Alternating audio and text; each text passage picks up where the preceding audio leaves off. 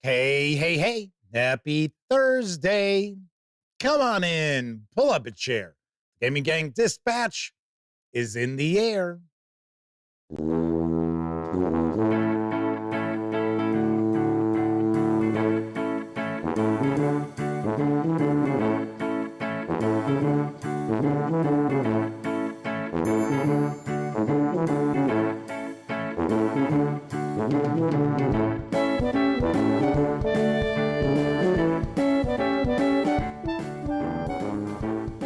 Howdy, gang, and welcome once again to the Duct Tape Studios.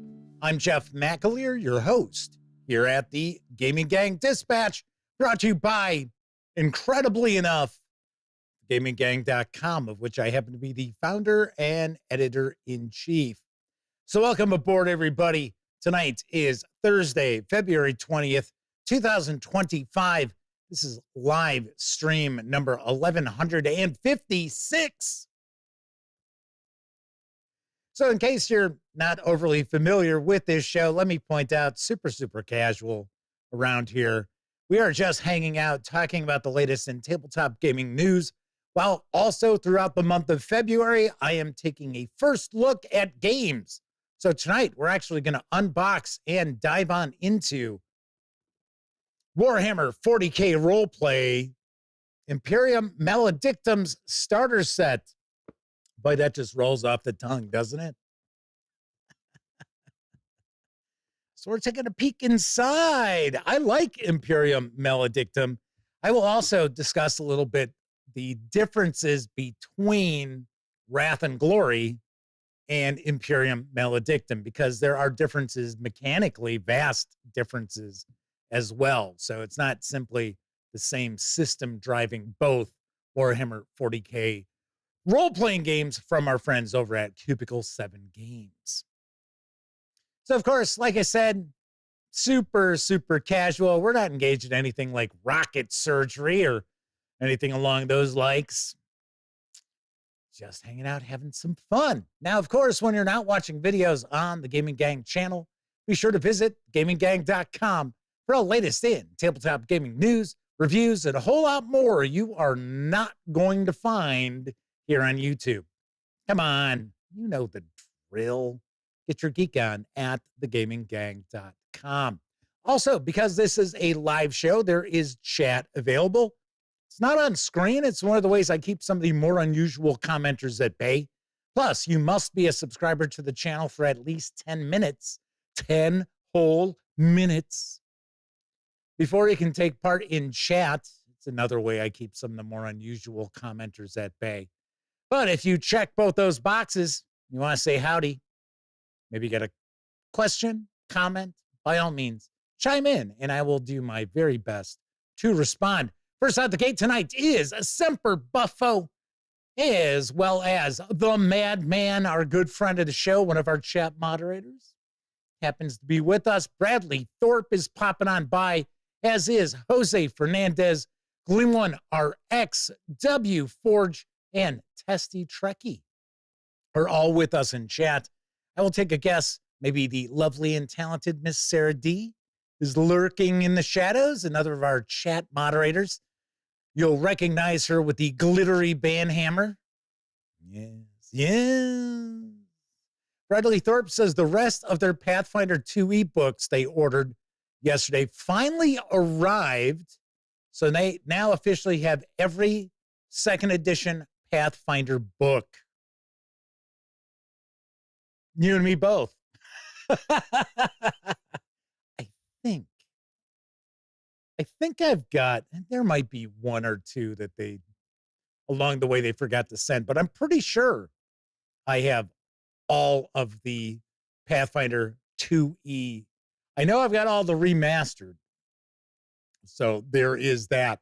In fact, I've got a package on its way from Paizo Inc. that's actually got quite a bit packed in it. We've got the Lost Omens Rival Academies. We've got NPC Core, which I know a lot of people are very excited about that. There's the finale to the Spore War Adventure Path. There's the monster cards. So the Monster Core battle cards. So that should be a pretty good sized box. And then a couple of flip mats. So one is for Starfinder. So, hey, I've actually got a Starfinder news piece I'm going to dive on into. So, yes, Jose Fernandez said they're finally back to the gang. Yes, it's been a while since we've seen Jose. Good to see you once again. Very nice. Vaunus is popping on in to join us tonight. Welcome aboard. So let's jump on into the news because I got a big show planned for us. We need all the time we can get. So first of all, as I mentioned, I had a little Paizo news for us tonight. Let's dive right on into that because Paizo Inc. has revealed the release date for the eagerly anticipated Starfinder 2nd Edition Player Core. I've got the skinny. The Starfinder Player Core is the definitive entry point for Starfinder 2nd Edition, with everything a player needs to learn how to play the game. Choose from 10 ancestries, 6 character classes, and hundreds of feats and spells to create unique characters ready to take on a ruthless galaxy awash with magic and opportunity. Starfinder Player Core brings the Starfinder role-playing game into its new edition and is now 100% compatible with the acclaimed 2nd edition of the hit Pathfinder role-playing game. Along with GM Core and Alien Core, these books provide a new foundation for the future of tabletop gaming. Starfinder Player Core includes complete character creation rules, walking you through building a character by selecting your ancestry, background, and class, with a focus on the Envoy. Every time I say the Envoy character class, I think of the Warren Zevon song, The Envoy. Send the Envoy. It's like troubles brewing in the Middle East.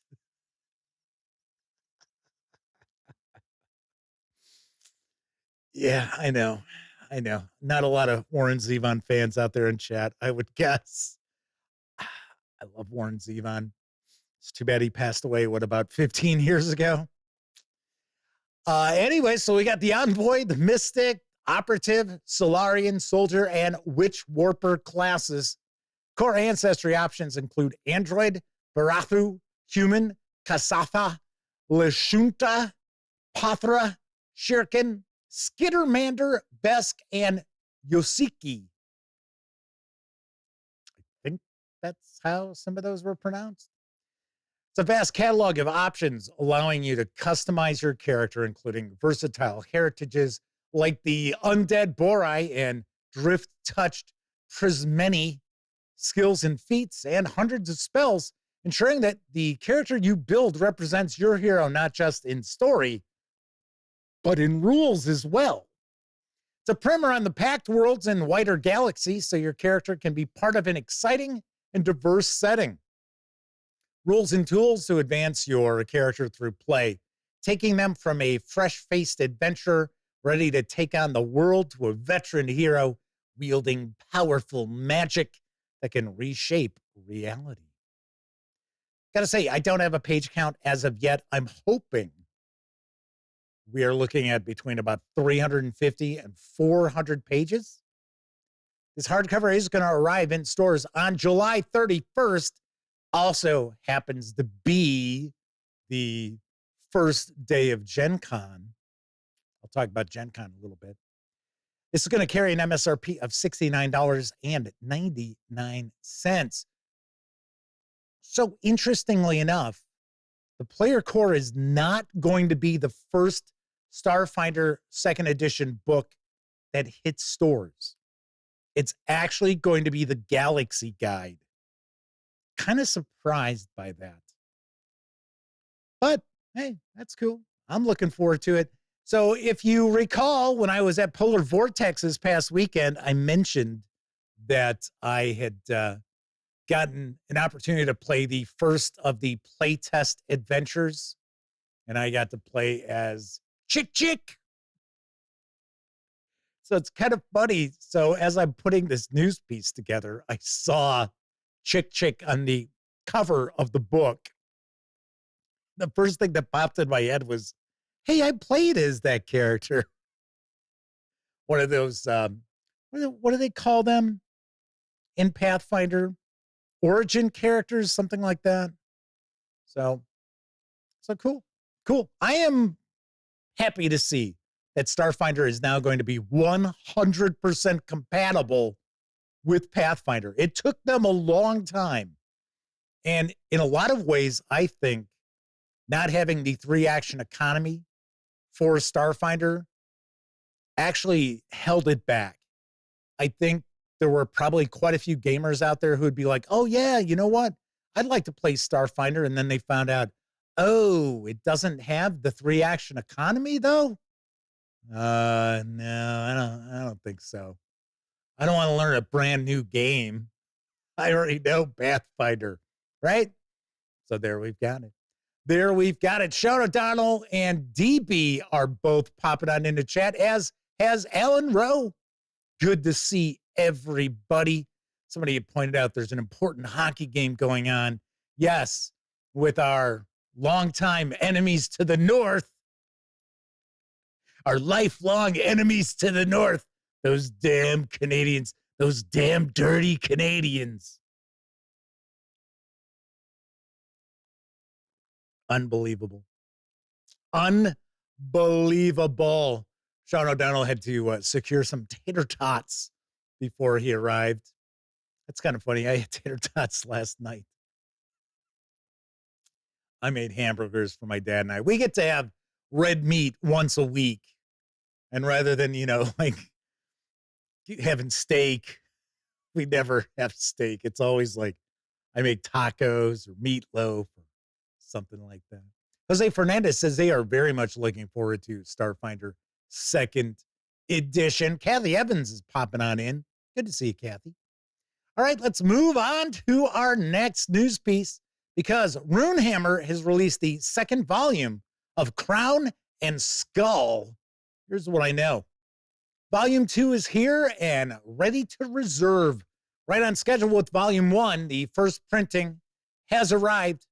Volume 2 features the same production, materials, artists, page counts, and covers as Volume 1, but with cataclysmic new material for your Northholds campaign. This book is jam-packed with the bone-crushing action, maps, adventures, player options, and monsters you expect from RuneHammer. This is no mere dragon lore dump, but a vast playable epic of dragons deadly and dire. What's in Volume 2? 13 new dungeon-centric adventures, each with its own map, atlas, roll tables, enemies, and encounters. Trade gear with Dragoncraft, learn dragon riding and other new skills, along with over 40 pages of new tables for people, equipment, villages, and rumors. 20 pages of GM tips and new techniques to supercharge your ever-evolving Crown and Skull game mechanics. 20 new skills and 8 new core abilities prepare you for energy weapons, psychic willpower, and droid craft. Vast new roll tables hold wonders for players with 9 new rare books, 20 new spells, carousing and grieving tables, droid modules, bits harvested from dragons, Formian gear, magma gear, infernal equipment, starfall and helmets, and disposable spell stones. 9 new adventurers of note give you an instant player character or NPC of note.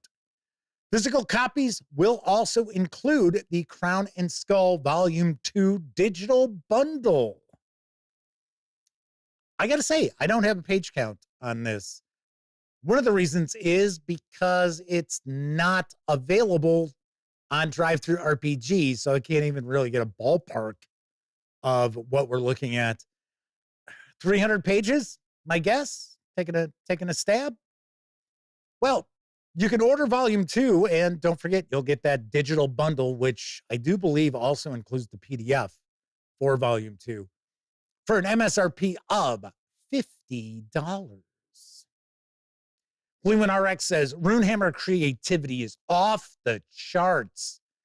I really liked Index Card Role-Playing Game. I thought that was really cool. And then Hankering for an Ale, if I remember correctly, I think that's his nickname that he goes by, the creator, moved on to this. So he actually moved on to, was it 2D6? And then after that, he moved on to this.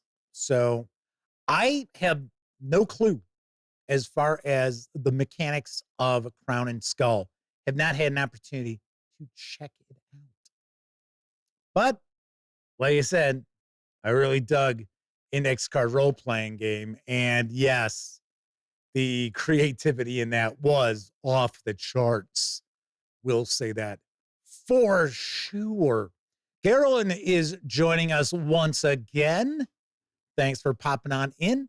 Moving right along, Evil Hat Productions and Bundle of Holding have teamed for a quick deal, and I've got the deets on the Girl by Moonlight offer. Adventure! This Girl by Moonlight quick deal presents for a special promotional price the, yeah, you guessed it, Girl by Moonlight tabletop role-playing game rulebook from Evil Hat Productions about magical girls grappling with destiny. Inspired by anime and manga like Sailor Moon, Steven Universe, and many others, Girl by Moonlight adapts the acclaimed Blades in the Dark role-playing game to represent the breadth of the mahou-shoujo genre, and I'm sure I mispronounced that. Customize your game with a series playset. Your Silver Star Knights racing the claim, the Lost Nebula Crown, or hunters in the pristine city confronting their former friend, Amaranth, before she drowns the world in despair. Or mecha pilots on Space Station Bastion, staging a desperate defense against Leviathan ship Icarus. Whether you're a guardian, unlikely hero, outsider, stranger, or enigma, Girl by Moonlight takes you on a journey of self-discovery through building relationships and fighting for what you believe. You can pay just $7.95.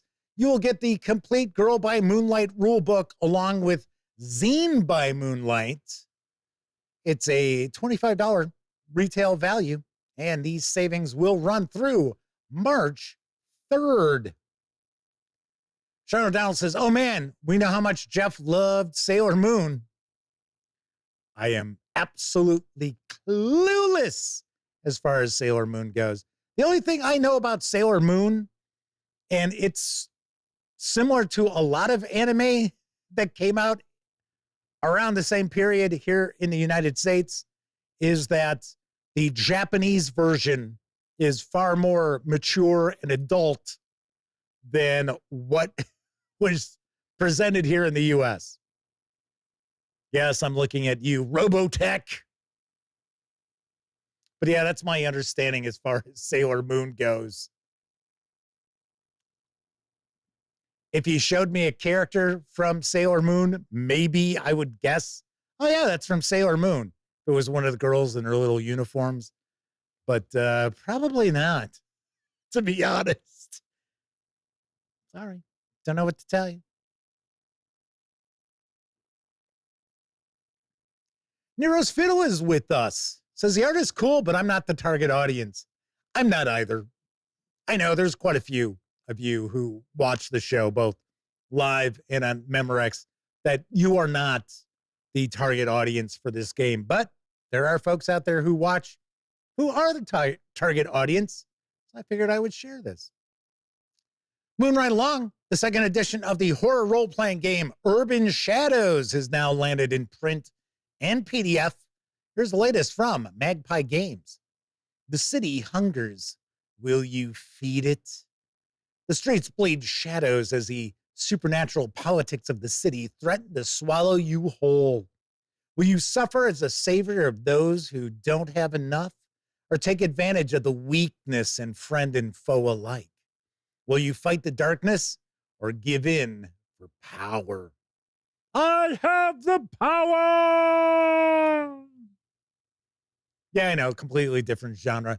Urban Shadows is an urban fantasy tabletop role-playing game in which mortals and monsters vie for control of a modern-day city in a political battleground layered just under the reality we think we know. Vampires, fairies, hunters, and wizards fight to carve out a piece of the streets and skyscrapers, ready to make deals with all those who have something to offer. In this book, you'll find 12 unique character playbooks, each tuned to put your characters at the center of an urban fantasy story driven by allegiances, debts, and status. 4 supernatural circles: Mortalis, Night, Wild, and Power, whose nightly politics fill the city with dramatic twists and intriguing NPCs. Clearly defined mechanics that push the fiction forward every time a player rolls the dice, advancing your group's tale at every turn.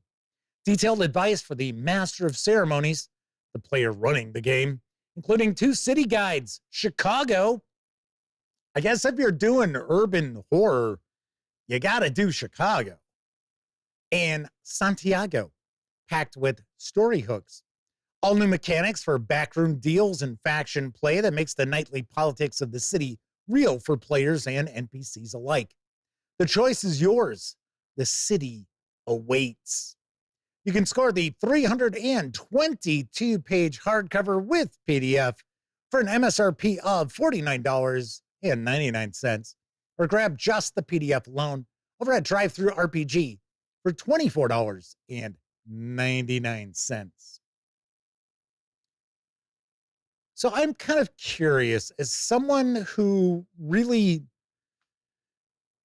I really don't pursue the urban horror or urban fantasy genre. I'm kind of curious, was it Vampire the Masquerade that kind of brought all the political, like, backroom dealings and things like that into the mix? Because it seems, I mean, maybe that's just a part of the genre that's kind of baked into the cake. It always seems like urban horror or urban fantasy role-playing games always kind of revolve around politics and power.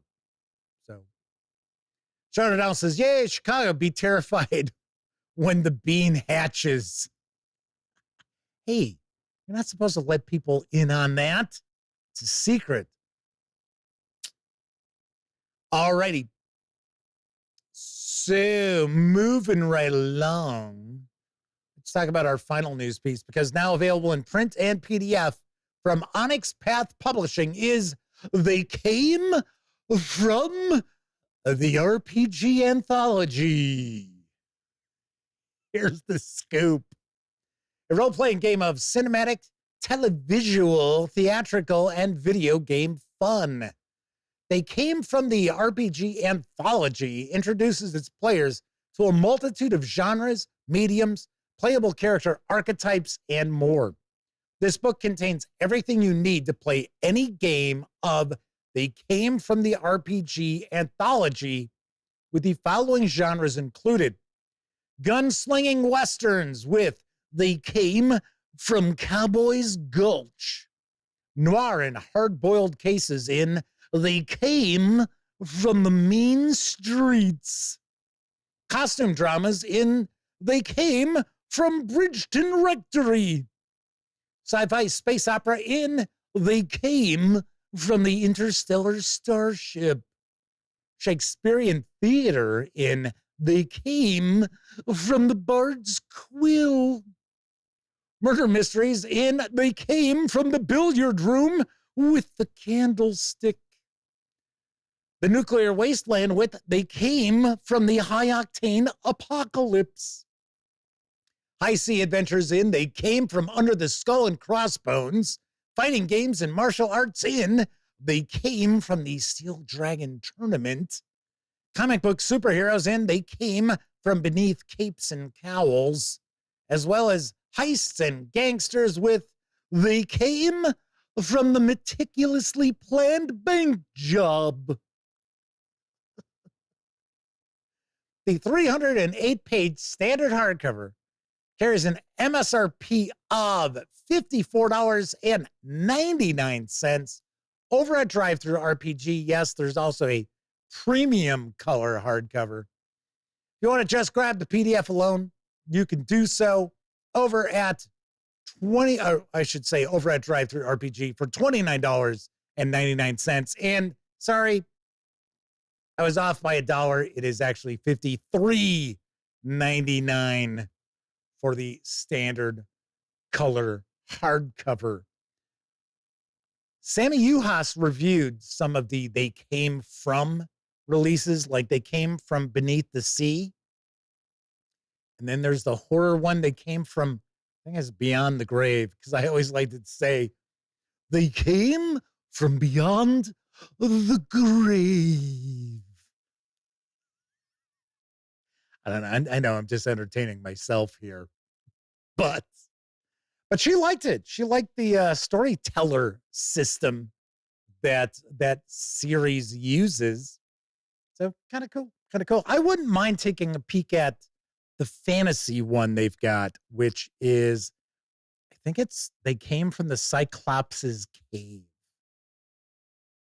Yes. Chaz is with us in chat. Welcome aboard. W Forge says, wouldn't it be funny if each game used a different system? Oh, that would be such a huge, huge pain in the ass. Nero's Fiddle says, in their opinion, it was White Wolf that injected a lot of politics into the genre. Years previous, Palladium Books had a game called Beyond the Supernatural. I remember that. I actually had it. It was very much a monster hunting game. Yeah, I used to pick up different horror role-playing games. Just, like I say all the time, good game master cribs from a lot of different places. So I was always looking to see, oh, hey, is there something I could use in like for Call of Cthulhu and stuff like that? So DB says, Jeff, you should have been born 60 years earlier. You'd have had a great career in radio. Well, I got the face for radio, so yeah, I guess so. Oh, what is the commercial from Abbott, the Abbott Costello show? C for comedy, A for Abbott, M for Maxwell, E for Ennis, and L for Lou Costello. That spells camel. Bounus says, White Wolf was following the trends in fiction at the time. Emma Bull's War for the Oaks came out in 1987. A lot of influence on from that. Probably wild. Pretty wild. Gleeman RX says, though Jeff has said he doesn't like his voice, but it's clearly a radio voice. You know what I am always trying to fix is there's a little bit of nasalness to my voice, especially with a mic. And then sometimes when I say words like and, it's a little high and it just sounds a little strange to my ear, at least. W4 says if they bought every RPG they wanted, their game's title would be called They Came From the Bankruptcy Office. Flamefire Forge is with us. Welcome. Good to see you. All right, so that was the news tonight. Of course, I was talking about DriveThruRPG quite a bit, and the Gaming Gang, thus the Dispatch, is affiliated with the One Bookshelf sites. So if you are going to visit DriveThruRPG, Dungeon Masters Guild, Storytellers Vault, Wargame Vault, any of those One Bookshelf sites, please stop by thegaminggang.com first. Click on one of our banner ads. That way, if you happen to make a purchase, I get 5% of that sale. And all those nickels, dimes, and quarters really do add up and help keep thegaminggang.com around. Should also mention as of late, DriveThruRPG has been rolling out these complete bundles. I don't think they're really making a big deal about them, but they have so far rolled out, like as an example, Call of Cthulhu. So 7th edition Call of Cthulhu, it's at its heart pretty much every PDF from Chaosium Inc. for Call of Cthulhu 7th edition, and it's at a discounted price. So the latest one that I saw they rolled out, because they've got, it's not every like role-playing game. Like, I don't think they've got Traveler, like Mongoose Traveler. I don't think that's one of them. But they just rolled out good old Castles and Crusades. So it is a bundle that's got the 3 main books, because remember, they're not core books. It's got the 3 main books, and then it's also got the Game Master's screen, character sheets, and an adventure. And I don't know if it's a longer adventure or not. I don't know if it's one of their like soft cover adventures or if it's like a collection, like a campaign. I did not dig too deep into it, but I want to say, I think you save like 10%, something like that. So if you are looking at kind of jumping into a new role-playing game that you know has got quite a lot of content out there, and you're, you know, looking to get the PDFs, take a peek at DriveThruRPG and see if that game happens to be available in one of their complete bundles. Save a little bit of money and get just about as much as you can get. Gleeman RX says, Jeff, I bet you're the only one who notices. It's one of those where our own worst critics situations. Oh, yeah, of course. Of course. It's like, I don't think I'm probably all that entertaining to watch.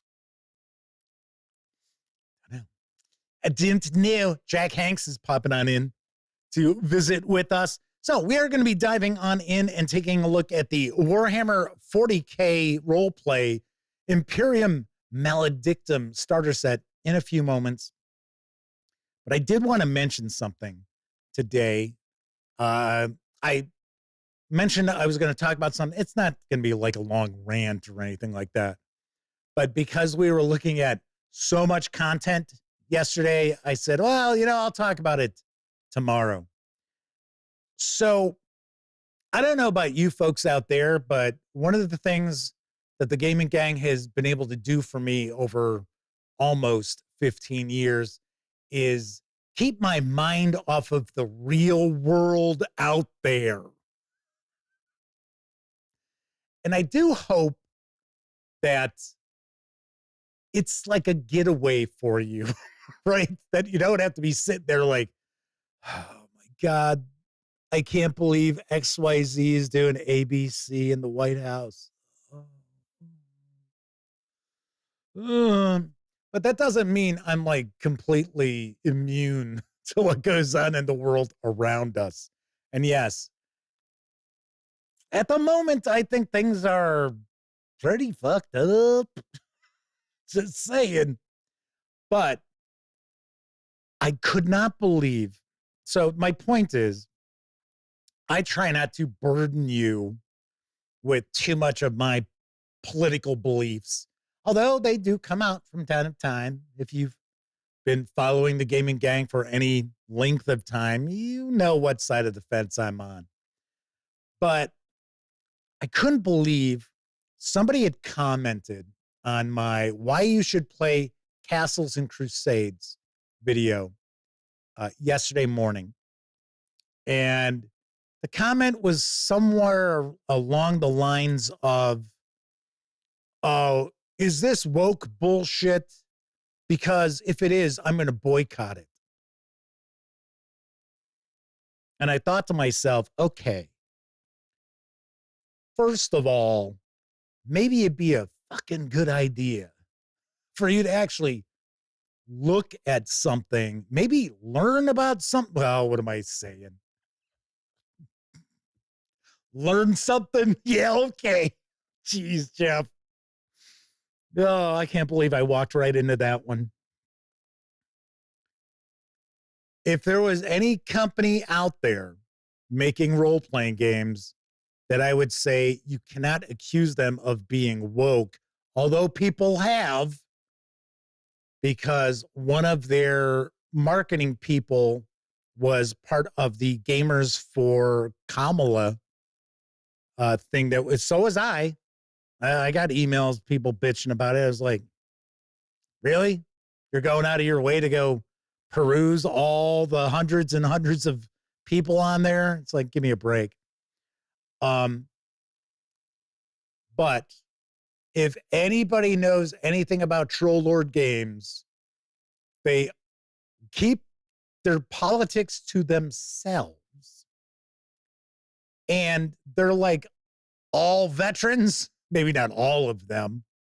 But I know, I believe Davis and Stephen Chenault are both veterans. That's one of the reasons why they offer such, big discounts to veterans and things like that. We were talking about this, I want to say Tuesday night.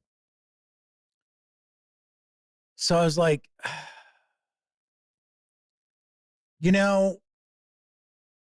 I don't have time for idiots. And for someone to say, oh, well, Castles and Crusades better not be woke bullshit because I'll boycott it. It's like, okay, number one, you weren't buying it in the first place. So it's not a boycott. Maybe you should understand what that fucking word means. And if you were an idiot before we elected our current president and you voted for him, it didn't make you not an idiot. You're still a fucking idiot. It's like, my God. It's like, I don't get it. It's not like I go like, oh man, where can I find some right-wing role-playing channel and be like, oh, let me tell you about this. It's like, the fuck? I don't get it. It's like, and the other thing is, do people like that who comment on the videos actually think anybody gives a fuck what they think? I don't think so. Well, I think they think that, but their weird ass self-importance. Yeah, but it's like, my God. It's like, if you were a fucking moron before the election and the person you voted for won, it did not change your IQ. So Jose Fernandez says, the gaming gang, come for the games, stay for the left-leaning politics. Yes, all the time. Mehmet says they're on edge there because their wife and son's jobs depend upon federal grant money. So they're a bit angry right now and left with a lot of unknowns. Yes, Jack Hanks says politics are banned at their table. I don't blame you. I mean, it's it was kind of funny because Sean O'Donnell can attest to this because he was hanging out with us at Polar Vortex. And my brother started talking about politics, and I was like, hey, no.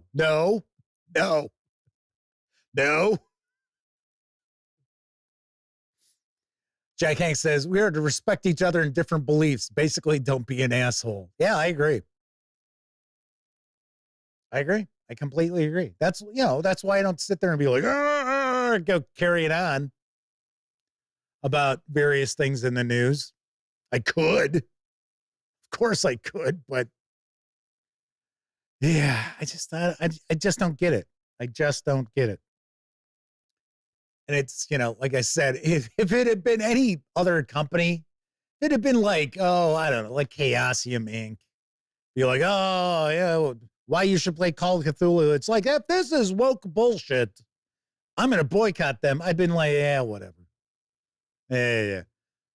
But for somebody to put it on a video for Castles and Crusades from Troll Lord Games, I was like, man, you must be completely ignorant of all role-playing games.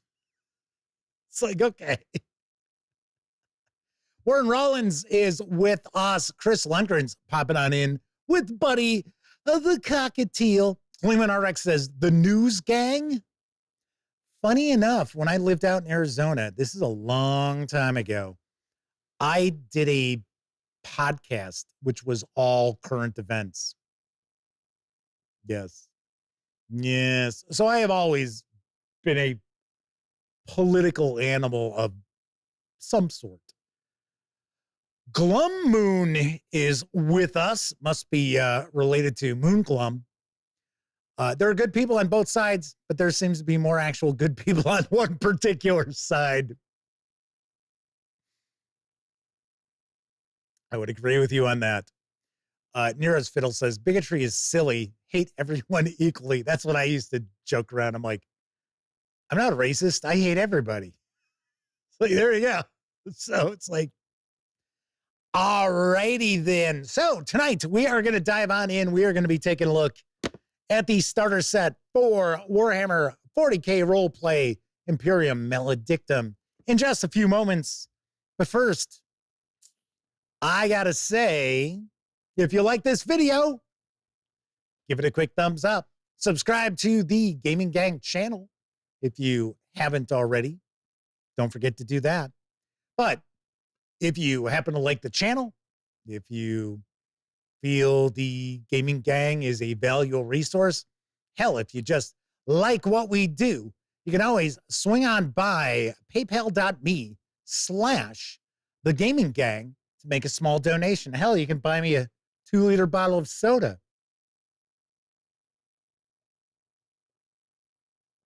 Ooh, I can taste the sodium freeness. And there are some folks out there who this month popped on over to paypal.me/thegaminggang and made not small donations, such as Joshua Edwards, Lisa Watkins, The Madman, Envision Internet Services, and then, of course, we can thank the nameless supporter who provided me with the funds to pick up Dark Tower, which we took a look at last night. And I will be reviewing that in the not too distant future. Very nice. Very nice. So once again, we're going to jump into the unboxing in a few moments. But first, I think it's time for a brief intermission.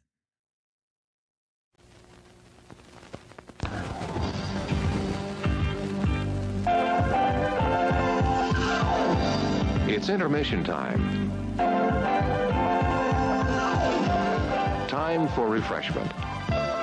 During the next 10 minutes, you'll find hot dogs, juicy hamburgers, and mouth-watering delicious pizza. There are refreshing hot and cold beverages, ice-cold cola, a wide selection of your favorite candies and other delicious snacks. And there's always a fresh batch of hot buttered popcorn to go with the rest of the show. So visit the refreshment stand now during this 10-minute intermission and add to your enjoyment of the movie. We're happy to have you with us tonight and hope you'll come back often.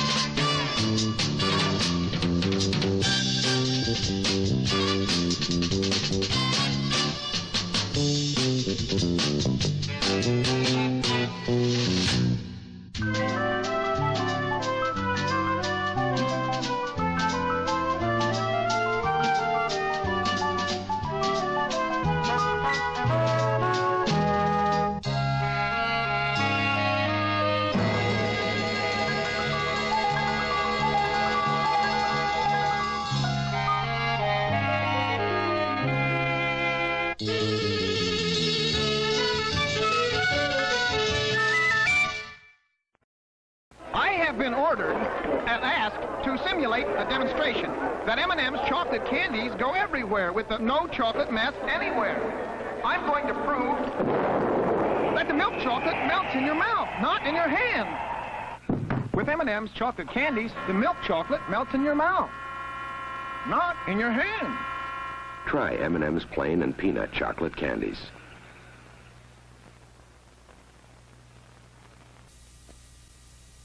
This volunteer doesn't drink Wilkins instant coffee. I hope you know what you're doing. Oh, I do.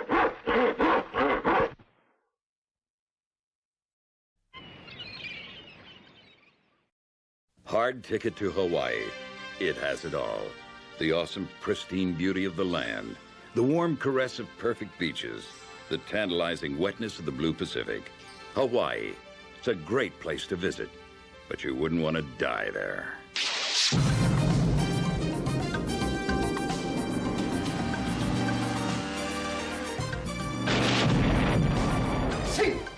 Four of America's finest, ready and willing to pay the price for paradise.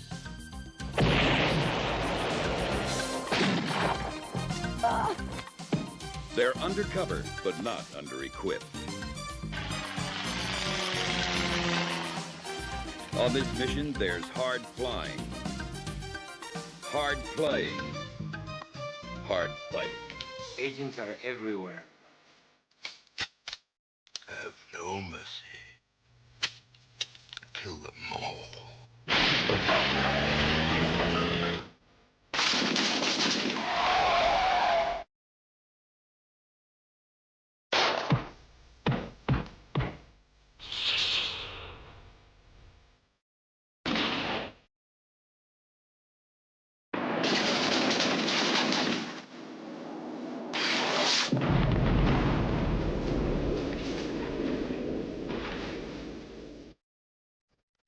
This ain't no hula. It's a hard ticket to Hawaii.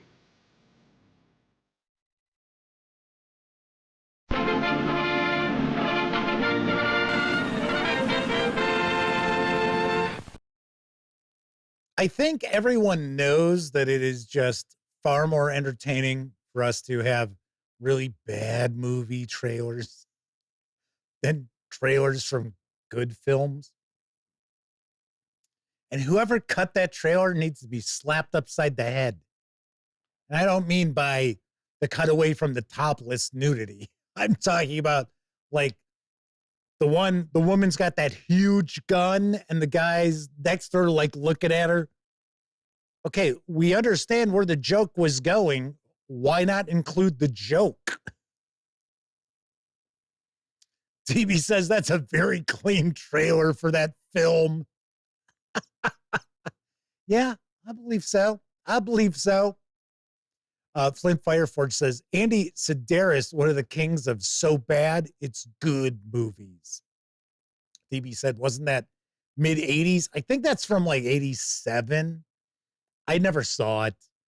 I have been like looking for like the worst movies of the 80s and then tracking down trailers and seeing if they set off copyright, which that one did not. But that doesn't mean it can't change, because that sometimes happens. Wallona's Cave is joining us. Very cool. Welcome. All right. So tonight we're going to dive on in, and I am going to unbox and take a first look at Warhammer 40k Imperium Maledictum Starter Set from Cubicle 7 Games. This box set actually landed in stores yesterday, so you can pick it up. It carries an MSRP of $39.99. If you order it from Cubicle 7 Games, you will get the PDF absolutely free. If you want to just grab the PDF alone, you can do so over at DriveThruRPG for $19.99. So let's swing on over to the other camera, because here I've got the starter set for Imperium Maledictum. Few things to mention before I jump on in. First of all, this was provided by my friends over at Cubicle 7 Games. So this is a review copy that they sent. But of course, it's important to point out that neither I nor anyone else affiliated with the gaming gang has received any other sort of compensation for me to share this coverage with you. And I say it all the time. It actually is very important that you know that. We also have an adventure inside here. I think if this is set up like the Warhammer Fantasy Roleplay, then it is going to be an adventure where we're going to learn the rules as we play, or as the game master runs the adventure. So I do want to point out, it's probably going to be some spoilers here. Lona's Cave says they've been playing Warhammer Fantasy Roleplay since 1989. They've never played 40k versions. Always have been intrigued, though. Sean O'Donnell says this unboxing may decide whether they buy this game or not. Ooh, the pressure's on the box now. All righty. Of course, we're not going to look at each and every page of what's inside this box, but I'm going to give you a good feel for what you're going to find overall. So let's take a look at the back here. Get started playing Imperium Maledictum. Heresy and corruption have taken root in the Macarian sector, a teeming expanse of industrious worlds in the God Emperor's Imperium of Man. The fate of an entire sector lies in doubt. Powerful individuals from across the Imperium's factions and their agents vie for control against dark cults, traitors, demons, and vile Xenos who lurk shrouded in the ever-encroaching darkness. In the grim darkness of the 41st millennium, can you do what you must to survive? All right, let's jump on in. So I know we're going to have some dice. We're going to have some tokens. So this uses percentile dice. So that's what we've got here. And I will say, those are kind of cool. Those are kind of cool percentile dice. Let's put them over here.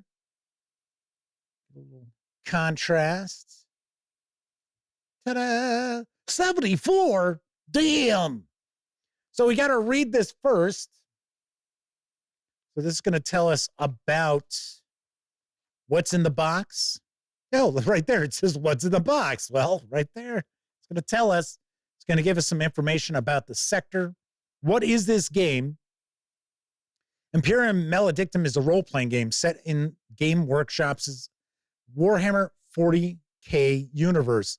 It is the 41st millennium, where warring factions from ancient civilizations and upstart empires fight endless battles across innumerable worlds and the great void in between. Humanity stands alone, beset on all sides by the heretic, the mutant, and the alien. In Imperium Maledictum, witness the macabre grandeur of the Macarian sector, a sprawl of Imperium-controlled space where ominous intrigue, grotesque foes, and treacherous adventures await you. So with Imperium Maledictum, this is a game more of uncovering heresy and hidden mutants and Xenos and things like that. Whereas Wrath and Glory has, I would say, a much higher power level as far as the characters go. You'll have more traditional characters that you would think in Warhammer 40k. So you've got Space Marines, you've got Battle Sisters, you've got Eldari, Orcs, and essentially what it is it is an area of space that's been cut off from everything else. So all of these various different enemies have to band together because they're trying to survive the encroaching chaos that's taking place. So with Imperium Maledictum, you've got a far lower power level for your characters. So it looks as if we have got 6 pre-gens. I'm actually going to take all this stuff out. Oh, that's cool. So there we've got, it looks like a sector map. There is no mini Game Master screen on the back of the box top. So it was funny when I did the first look at the Warhammer Fantasy Roleplay Starter Set, which is excellent. Highly recommend that if you've got any interest in Woofrip. I was like, there's supposed to be a mini Game Master screen, and I'm looking, and it was on the back of the box top, and I missed it. Boundus says, yeah, I am is investigative noir to Wrath and Glory's over-the-top action. Yeah, I would completely agree with you on that. Yes. All right. So, actually, there's quite a bit in here. So we've got our pre-gens. So our pre-gens, we've got 6 of them. So this is going to give some of the information as far as how to play right here on the sheet for each of the players. So we've got character sheet explanation, characteristic skills and specializations, talents, hit locations, armor, wounds, weapons, character background, some of the goals, connections, secrets, and then a bit of information, I guess, where kind of give you an idea if you would want to play this. Oh, Bounus points out, hey, a reminder for Jeff. Bounus is actually T.S. Lucart. So yes, Bounus remembers Jeff's unboxing of the Whiffrip starter set.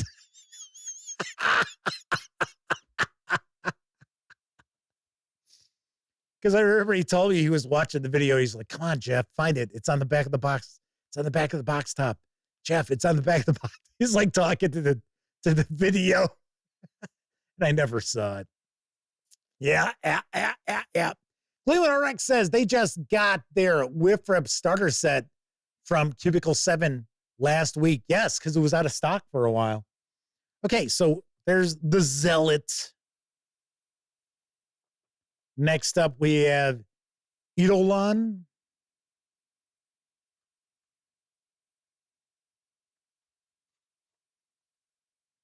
Looks like, almost looks like they could be wounded there. They are the Penumbra. We have Wilkes. Oh my God, we got Wilkins for Wilkins Coffee. And his weapon is a saw. Yep, there you go.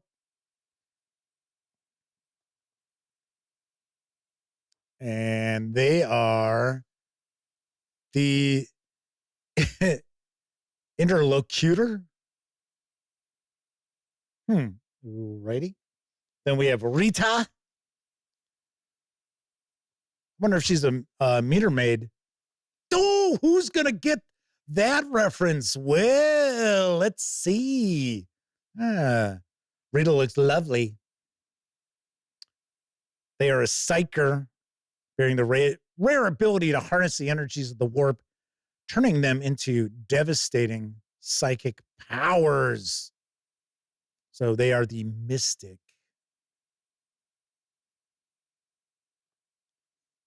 Casium Calibus. They are the savant. That's kind of cool. And then we have Kali.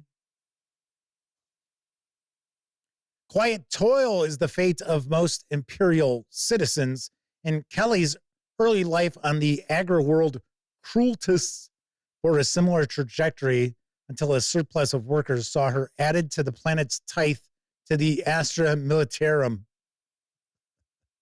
So they are a soldier, no doubt. There you go. Warren Rollins' Beatles song lives on. Yes. So there we go. So those are our pre-gens. We'll mention nice paper stock here, nice and thick. So these won't get all beat up immediately at your game table. All right, so then we've got the adventure book. As I mentioned before, this is going to actually teach us the rules of the game, some of the basic rules of the game, while we play through this. And then the other book that's in here is going to tackle the sector, I believe. So we've got the Blazing Seraph. It's intended to be the first adventure the Game Master reads in the Imperium Maledictum Starter Set. It introduces the setting of Hive Rokarth, acrid edifice of industry and misery. Well, that's a nice team up there. Industry and misery. rife with secrets, plots, and hidden heresies. It also introduces the rules of the game gradually, helping you learn as you play. Should keep the rules reference sheets close by as you read. You'll be pointed to them often. So I am going to be skipping some pages here because this is an adventure, even though I know nothing about this. There are going to be some spoilers. Simply, you're going to see some images here and there. Probably you'll see some titles of sections. But one thing I do want to do is I want to give some credit to the folks who are involved with this book, because there are a lot, as you can see. So TS points out the other booklet is a source book for the Hive, Rokarth, capital Hive of Vol. So I will say, if you've got any questions about not only Imperium Maledictum, but even Warhammer Fantasy Roleplay, you got a great source of information in chat right now, because Vaunus is one of the movers and shakers over at Cubicle 7 Games. He's one of my pals in the industry. So by all means, if you got questions about this starter set as we're taking a peek, ask away. If you've got questions about one of my favorite role-playing games out there, Warhammer Fantasy Roleplay, ask away. I mean, reality is you could ask away about anything related to Cubicle 7 Games. But I'm just saying. Chris Lundgren says, I've never played 40k. How is Earth in this setting, if any? Well. Oh, and there, Vaunus says, and presently you've got his undivided attention.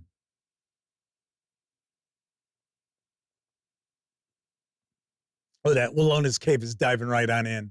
It's like, hey, when is this Wifrip campaign coming, man? All right. So it says, as far as acronyms, a number of acronyms appear regularly throughout this book and the rest of the starter set, such as GM, PC, NPC, and SL, success level on a test. So you may have probably figured out by now that mechanically, Imperium Maledictum shares quite a bit with Warhammer Fantasy Roleplay. It's not exactly the same, but it is very similar in its approach. So we're getting a discussion of the Coven of the Blazing Seraph. So part one, we've got consecrated ground. So it's going to discuss how we can make a test. How are we going to pass a challenge? So this is a percentile-based game. Percentile-based game. Jeez, Jeff. Come on, man. Speak English. So on the character sheets, you will see that we do have skills and specializations. And we've got, like, as an example, athletics 35, awareness 30. Here are our characteristics up top, otherwise known as attributes in many role-playing games. Our weapon skill for melee, our ballistic skill, strength, toughness, agility, intelligence, perception, willpower, and fellowship. Man, I can't believe I remembered all of those and they just rolled right off.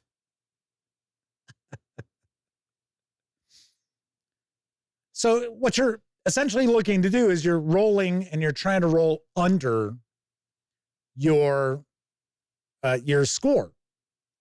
But we also have success levels. So you're looking at, if, say, you've got a 35 and you rolled a 15, that's actually a success level of 2 because you look at the tens die, essentially. So this is going to get into just the basics of making a test. Combat, one thing I always like about combat in Warhammer Fantasy Roleplay, and that carries over to Imperium Maledictum here, is that combat doesn't just continue on for like an hour. You're like, oh, for God's sake. Because for like melee, you're actually rolling opposed to the enemy. So I've always liked that. Combat tends to be pretty quick, pretty dirty, pretty lethal in these games. So it's like investigating some criminal connections. Some advice here.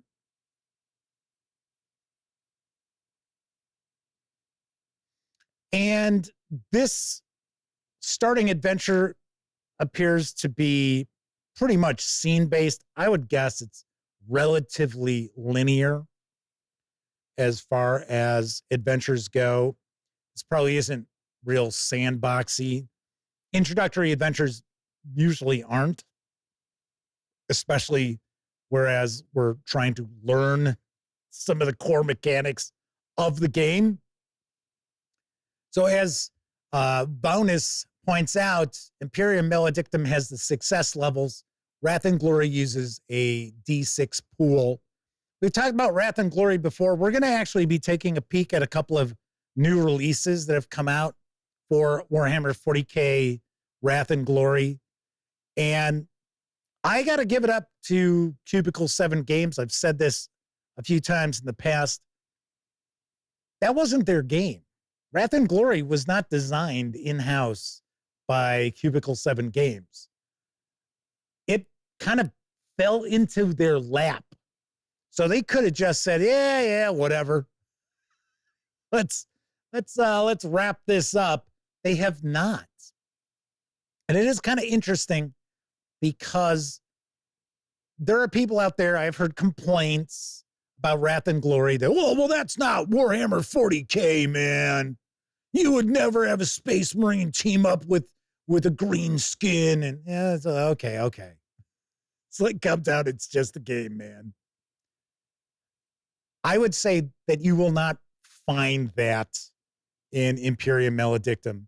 Imperium Maledictum really is in lockstep with the Warhammer 40k vibe, I guess we'll say. So here's our bestiary.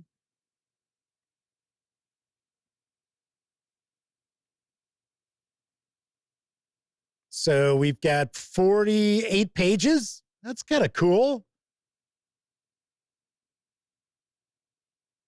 This looks like this would probably take maybe 2, possibly 3 sessions of play. And as I point out all the time, when we get together to play role-playing games, our sessions are at least 4 hours in length.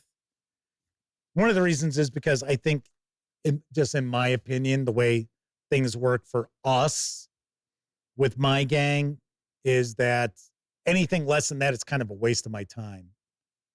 Because it's, it's an hour round trip together, put together there and back. And do I really want to drive, an hour to play for 2 hours? No, I don't. All right, so we've got tokens. So we've got various different tokens here. So it looks like we've got some tokens for each of the pre-gens, as well as some of the, I guess, some of the enemies here. I can't really tell. Maybe. All right. Got reference sheets. And these are actually nice and thick. So this is giving us the basic information about tests, success levels, opposed tests, superiority. There's our combat reference with zones, range, turns and rounds, attacking, hit locations, wounds, as well as actions that can be taken place. Criticals and wounds reference sheet. So the severity roll, struck down, you're knocked prone, or devastation. Hit location suffers an injury, and the victim must make a challenging fortitude pain test or be incapacitated. Healing wounds. So we've actually looks like we've got a lot of these reference cards. Conditions, environmental hazards, factions and influence.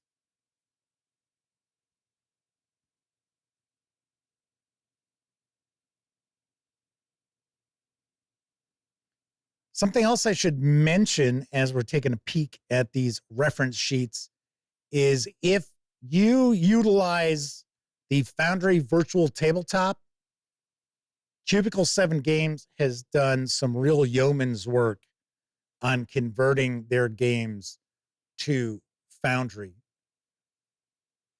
Foundry is Cubicle 7 Games' go-to VTT. So like their Warhammer Fantasy Roleplay is awesome. The implementation is excellent. I have not seen any other of the Cubicle 7 Games releases for Foundry. So I don't know how Imperium Maledictum has been implemented or like Wrath and Glory has been implemented. Of course, usually just the core rules in that are free for Foundry. So there we go. So we've got our melee weapons, ranged weapons, grenades, trading and gear. All right, so this is our guide to the hive.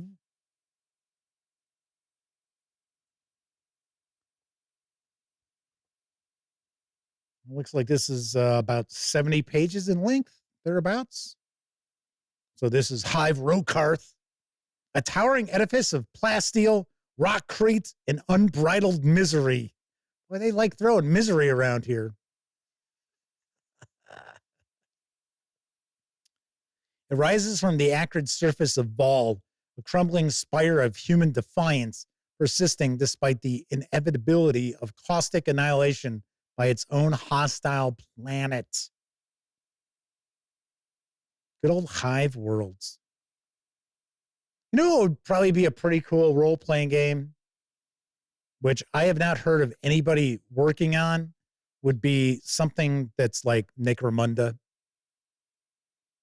I always liked that miniatures game. Well, when it first came out, when it first appeared in White Dwarf magazine, Foundus says misery is good for character.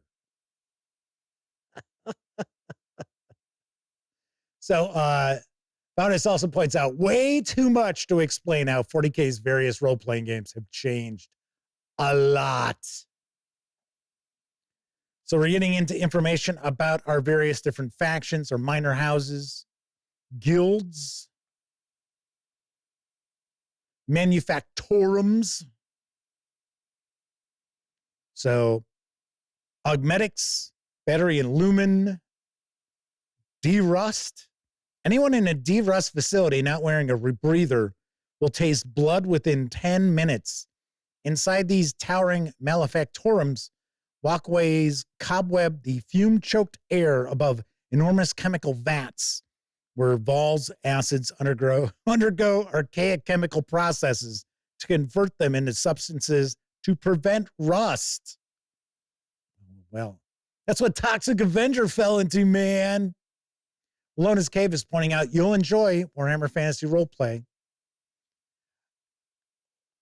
I will say, out of all fantasy role-playing games out there, Warhammer Fantasy Roleplay has a very unique world and a very unique style.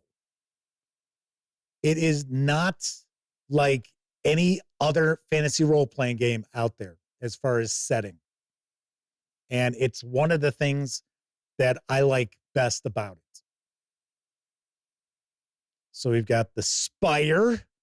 Amidst the corrosive gloom of Vol, nestled atop the monumental mass of Hive Rokarth is the spire. This imposing edifice towers above the acrid landscape, bathed in the umber sunlight that struggles to pierce the ubiquitous caustic clouds. Well, Acidic rain is usually the result of bustling industry on many worlds. These caustic deluges are an entirely natural occurrence on Ball. Nice. So we're going to get into the inhabitants. Different areas, it looks like. Different locales, maybe. In the spire. Then we got the upper hive.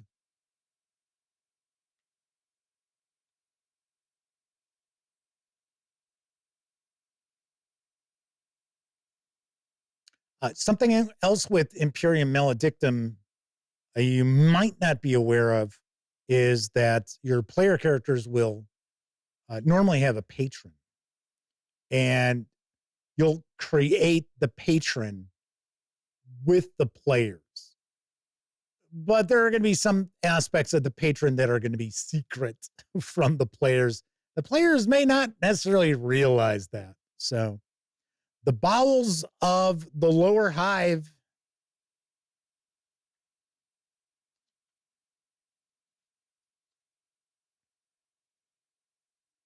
and then it appears we've got some important NPCs. Villains. So we've got crime. Crime is a way of life in Rokarth, as it is in hives across the Imperium. The cracks in Imperial authority run so wide in most hives that entire hab sprawls may fall through. In the cloying darkness of the lower levels, starved of resources, those with the strength and will to seize what they require are the only ones to prosper. And we got heresy in the hive. Got cults of Khorne, cults of Nurgle, Slaanesh, Zenich. I know, I don't know how to pronounce these Warhammer 40k. Yeah. Don't know what to tell you. The Mire Claw. Says the ruinous powers, though abhorrent, are not the only source of corruption to flow into Rokarth. Hidden deep in the roots of the hive is another threat, one wrought of a grotesque combination of human flesh and Xenos taint. Hidden away from the brutal authorities of Rokarth is an unseen and insidious scourge, the Mire Claw. All right. And then we got a little bit of I guess these are the villains. I was going to say bestiary, but it's like we got stat blocks for some of the villains. And then we've got our noble houses, merchant guilds, and infractionist gangs on the back. Malona's Cave says, try to pronounce the Wifrip names. I don't know. Well, as far as chaos, it's the same. So nice. So we have got our pre-gens, 6 of those, a bunch of reference sheets, the tokens,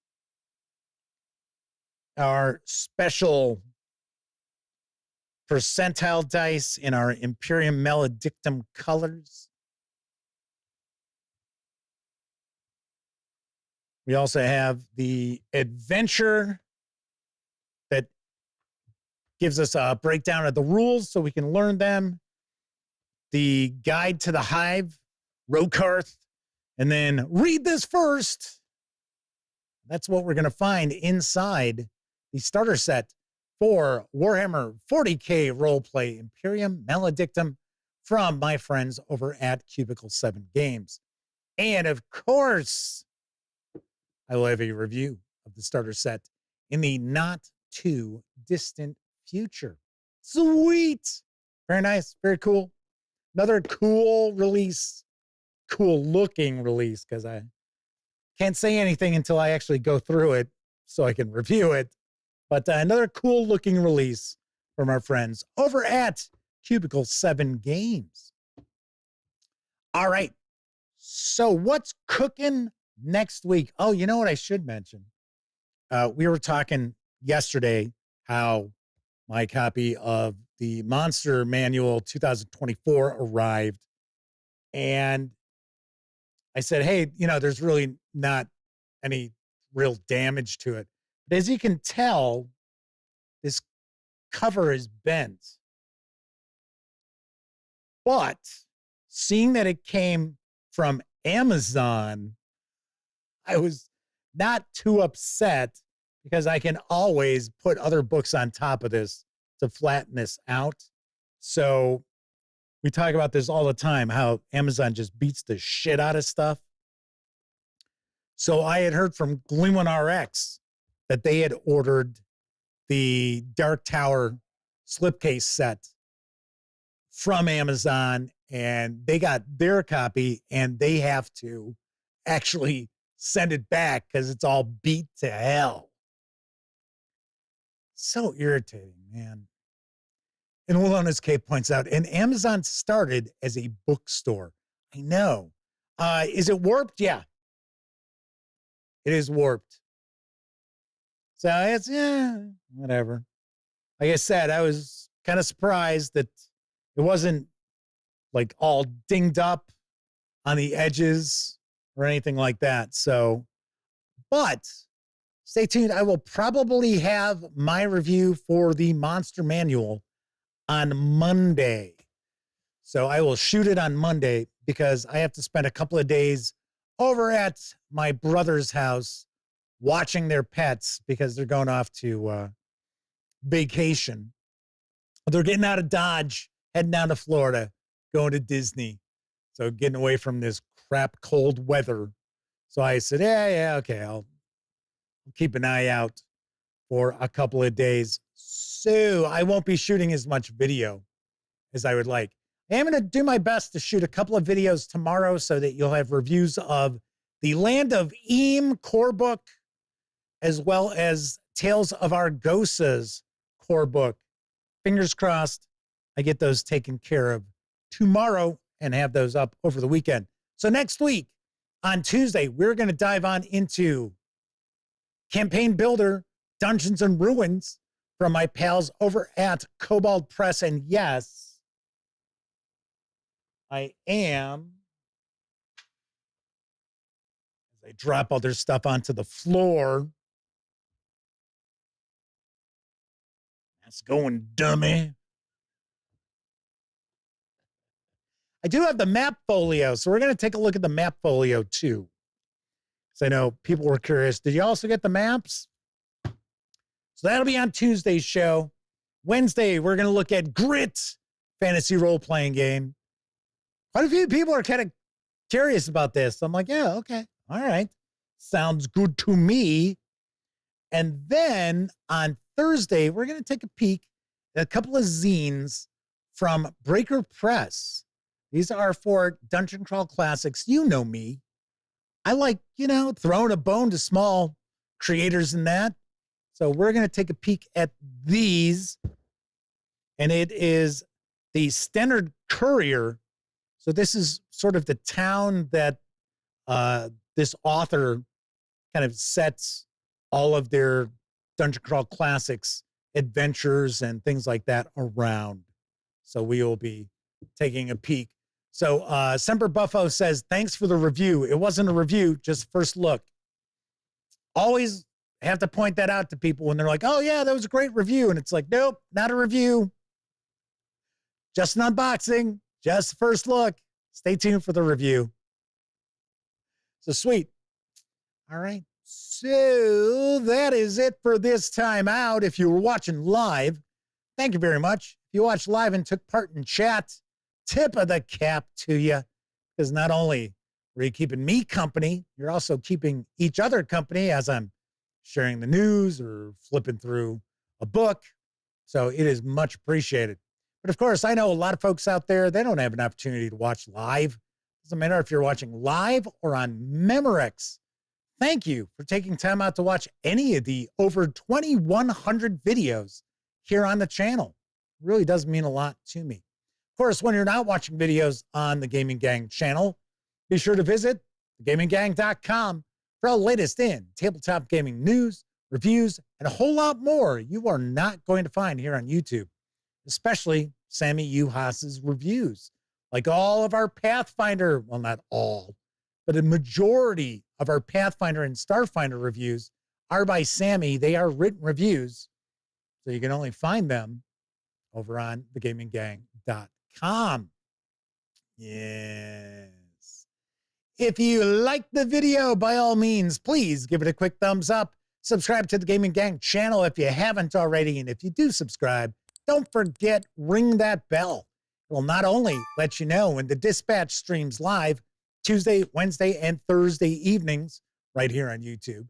It'll also let you know when I share other videos, such as my upcoming review of the Dungeons & Dragons Monster Manual 2024. Yes. All right, everybody. Enjoy the rest of your week. Have a great weekend. I will be back on Tuesday. And once again, I'm Jeff McAleer. And until I see you next time, I certainly hope all of you get to enjoy plenty of great gaming with your gang.